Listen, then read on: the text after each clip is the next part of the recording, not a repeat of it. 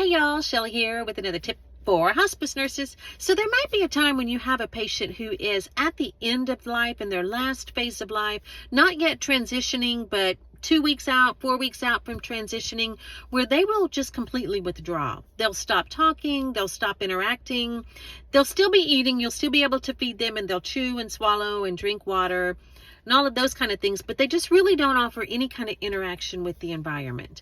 I've heard this called the silent embrace or the quiet farewell. Nobody really knows why this is happening. There's some theories. Some people theorize that the person is introspective during this time and they're reflecting back over their life and preparing themselves for during this final phase.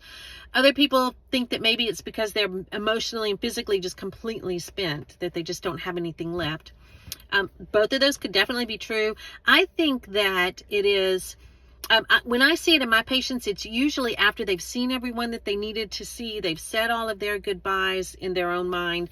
And I think that they are now in this accepting phase, that they have accepted what is coming. They're at peace with it. And they just don't have that need the physical need to interact anymore, that they're just calm and peaceful in this phase that they're in. I do know that when I'm around these patients, the energy in the room is incredible. It's so peaceful and so calm, and they are definitely not in any kind of distress. They are definitely very, very happy and peaceful during this phase.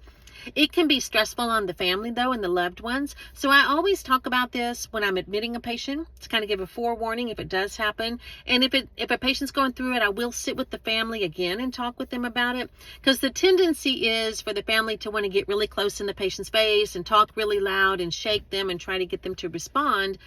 And they usually don't. So I like to prepare the family for it some and tell them, we need to respect the person's wishes, but continue on as you were. If the person is in their bed in the middle of the living room and you watch TV in there every night, then continue to do that. And if kids are playing around them, just keep everything the same. Still talk to the person. I recommend not asking them questions or having any conversation that requires their input, but just talk with them like you normally would, and respect them during this phase.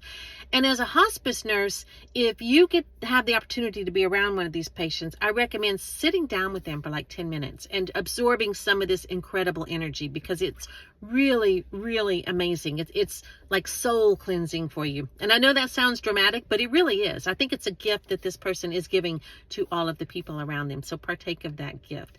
So I hope this tip was helpful. If you have any tips that would be helpful for hospice nurses, please let me know. And remember, together we can change our world.